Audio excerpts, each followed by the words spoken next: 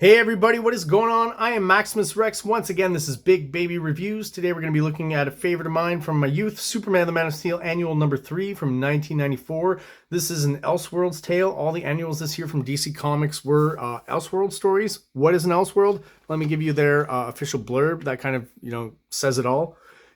Heroes are taken from their usual settings and put into strange times and places, some that have existed or might have existed, and others that can't, couldn't, or shouldn't exist. This is one of them.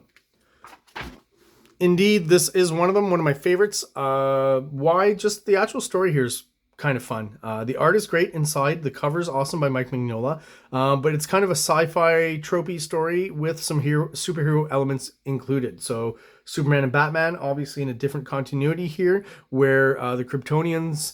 instead of just Superman coming to Earth all by his lonesome as Kal-El the baby, as Krypton exploded, Kryptonians found out about the planet exploding a little bit ahead of time and were able to send off, a whole contingency of the population that was then, sent to Earth and then decided to colonize Earth once they realized they had powers when they got here and could subjugate the human population to their will.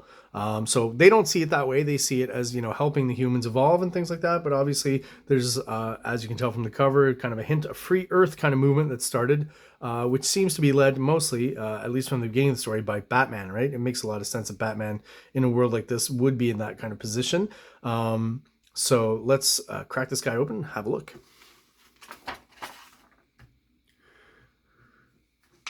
So sci-fi story in that you could take both Batman and Superman out of the story and throw in other characters, not non-superhero characters, and the story would work just as well. It's a pretty solid plot line. And like I said, I've read this many times just because I enjoy the storyline, but I do also enjoy the art by M.D. Bright, inks by Kurt A. Schultz, Albert Guzman's letter, Glenn Whitmore colors, and Priest, it says Priest words. I'm assuming that's Christopher Priest, who I think has worked with M.D. Bright quite a bit in the past. Very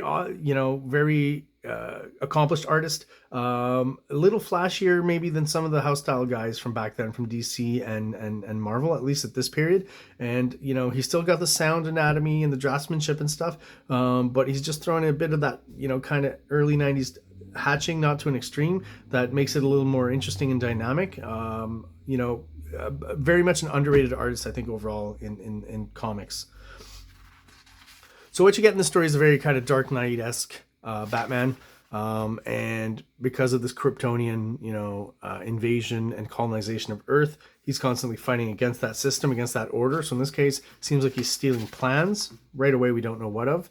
And he is, of course, confronted by the Kryptonian security forces led by Lex Luthor, who's kind of a redheaded, long-haired, bearded version from the early 90s when this comic was published in the regular continuity. So they kind of just kept that look here, even though this is an Elseworld story. And of course, we've got a lone figure here kind of surveying what's happening in the situation in silhouette, but a lot of color symbolism in this issue. The blue here implies, I would assume, that that's probably, Kal-El, Clark Kent, or Superman.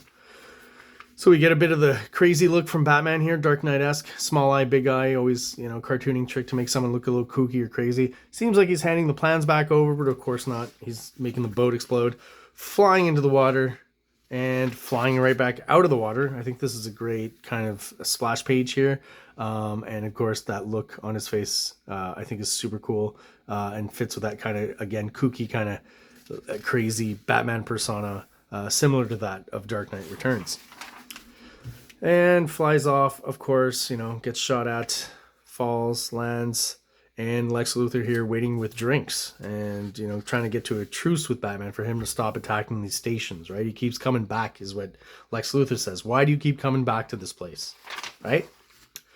Because even Lex Luthor can't figure it out at that point. So he's offering him a drink. Batman almost seems like he's complying, and of course he's not. Takes Luthor as a hostage, right? Gasses them all, throws Luthor off a ledge, catches him, drops him for real. Probably knew that was going to happen, I assume, but, he's Batman. He knows everything. So we've got a young buck here. I like this moment, right? He's kind of nervous. His gun's shaky. Don't move. He's, nervous. And Batman plays kind of the Dirty Harry kind of psychological play here. What's your name, son? And he talks to him and, Phil, your gun isn't even loaded, right? So obviously he lies to them, to him. But of course, he's nervous enough to check, and kind of a neat psychological trick, a different little bit of aspect to Batman and how he deals with opponents, right? Which I think is very interesting here. Nice little bit of characterization there. So Luthor's back, and what he's explaining to Batman here is he's got a sonic gun, a sonic disruptor, and he says, every time we put you back together, we're using these polymers and materials to put your articulations back together, and he's just basically using that gun right now to kind of vaporize them, right? So obviously that's going to weaken Batman quite a bit. He is old at this point, and he's been kind of quote-unquote built and rebuilt a bunch of times, using Kryptonian surgery and things like that. So here, Luthor just, has had enough and kind of enjoys the moment. Some good angles and storytelling here, I think, from the artist. I love these up shots and down shots and things. Really tells the story well. It's clear what's happening. Kind of violent. So maybe we think Batman's dead here or not. We're not quite sure. We will find out, though, that he is not quite dead yet. And here we've got the mysterious figure dressed in blue with red boots, flying. He mentions here at some point. Slower and at a lower altitude. He's watched the nets, right? So I guess they have a grid at that point, kind of similar to what's being built in today in our society. Invisible net or grid of connectivity with Wi-Fi systems and things like that, where they can tell what's in the air and stuff. So he has to fly a little bit low, not to be detected, right? Obviously, he's doing all of this clandestinely. So we meet his Kryptonian dad, Jor-El, right? And what we find out is that basically, even though Jor-El is his father, he's been raised kind of, I guess, similar to a nanny system amongst like elites and rich people and stuff. Humans have raised Kal-El. They've even given him a human name, Clark Kent, right? And he's got questions about what's going on Earth, and they encourage him to ask those questions. So he goes to meet up with Jor-El, his father, asks him about, the colonization of Earth, and here you get a sense of, all those ships that left Krypton, in this ELSEWORLDS timeline to make it to Earth and colonize it, right? So he's asking questions that his father basically is not comfortable with, right? And he says, it's my understanding that adolescence comprises a period of rebellion and questioning. In your case, extraordinary circumstances apply, and therefore I must exercise some flexibility in meeting your needs. Fortunately, the period is of a finite duration. So what he's saying is like, I'm giving you a bit of loose here, but it's not going to last for long. And as he gets back home, realizes his mother informs him that the Kents have been relocated, right? So they probably realize the Kents are influencing him a little bit as it comes to questioning authority in this situation, the Kryptonians, and wondering about the fate of humanity. So they've gone to the liberty of getting rid of that influence in his life, right? Basically is what they've done here. But Pa Kent has left a book behind, The Scarlet Pimpernel. I've never read that book, but I have to assume it's some sort of story of a character or a person, maybe that gentleman, the Scarlet Pimpernel, rebelling against some sort of government or order in that world of that book. I may be wrong, but why else throw it in there? It's thrown in, I think, to mirror what's happening in this reality as well, right? So he goes to question the Batman, and he asks him, why do you struggle against the Kryptonian system, particularly when it costs you so much? And Batman just grins at him, and he says, So basically, I think what he's implying is Batman saying, if you're asking the question, it's because you already know why I do that, and you're feeling it too. That's basically what happens here. And we don't know it quite yet, but at this point, pretty soon, Batman and not Superman quite yet are going to form kind of a union fighting for the rebellion. So they sanction Team Luthor to bring Batman in. They're tired, they're Kryptonians, they're evolved, they don't, have, the death penalty, I guess, in their justice system. But they have told Luthor that at this point, they sanction Team Luthor to bring Batman in by any and all means. And he says they're going to kill him, right? After my father's pompous speeches for all of our smug superiority, after all that bull I've had drilled into me year after year, they're going to hunt him down and shoot him. So he shows up where he knows Batman's going to be once again, trying to get to some goal that still isn't really, known to us as we read the story. And Batman explains that he's getting old and now it's your turn, is what he's telling him, right? And he's like, what are you talking about? I can't. And of course, Luthor shows up and kind of makes the decisions for both of them, because he's got some sort of synthesized kryptonite that affects Kal-El here, and he's free to, what seems like here, kill Batman. So life goes on after that, right? Kal-El stops doing what he was doing, or at least he seems like it. And then we get to see some of the humans rebelling here against the Kryptonians, destroying one of their power stations, I believe. And then we see this fellow here, masked, of course, but you've guessed it, Kal-El, Clark Kent, Superman, trying to say, you know, incognito with somewhat of a mask, but that's not really going to work for him later on. Not too hard to figure out who this is if you're Jor-El, his father. So helping out the freedom fighters, the human freedom fighters. And what we eventually find out is that even in this reality, they are, you know, dating, lovers, call it what you will. And they're trying to find out what Batman was always going to the Orchard for, this one particular spot called the Orchard. So they go to the Batcave, meet up with seemingly Robin. You would have to assume, even though he's not dressed in his Robin costume, he's got a red shirt, yellow collar, green pants here. So again, using that color for some a little bit overt, obvious symbolism. They do get the kind of cue to go see the butler, so Alfred Pennyworth, who's now living in a home, kind of senile. But he also mentions, you know, orchards. Didn't they all perish from the plague? And that's where they kind of clue in, you know, that the orchards are terraforming stations, right? Keeping the Kryptonians alive and safe from the plague. So what Superman's realizing here is that, you know, in order to save humanity, he has to kill all the other Kryptonians.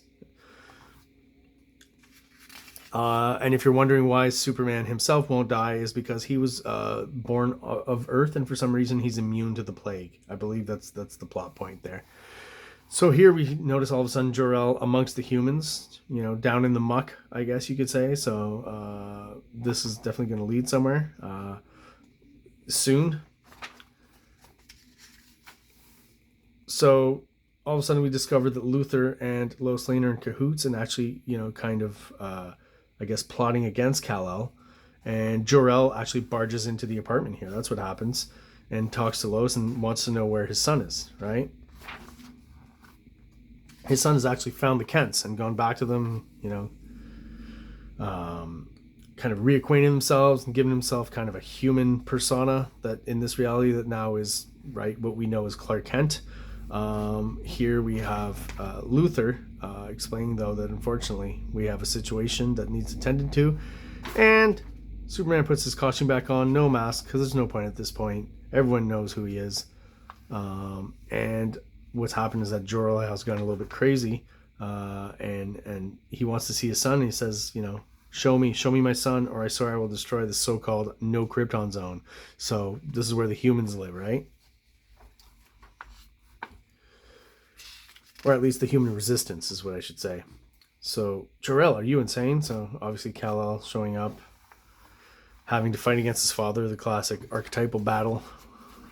Some good action shots from MD Bright. Storytelling is clear. We understand what's going on. Really like the shot through the water tower here. You know, if you get asked to draw that, how do you draw that? I don't know. Does a pretty good job of it here. Does a good job of establishing shots too. Fairly simple as an artist in the sense of like this is probably done fairly quickly, but it's all you need. And I believe, if I'm not mistaken, that is the orchard, right? And we get kind of a mirroring of the beginning where Batman shows up and Lex Luthor's waiting with a drink, right? Some good bits of storytelling, kind of an Alan Moore trick. And I mean, Alan Moore ripped it off someone else, of course. So, you know, it's a literary trick, I guess you could say. So here they are having the same discussion. Clark obviously wants none of it.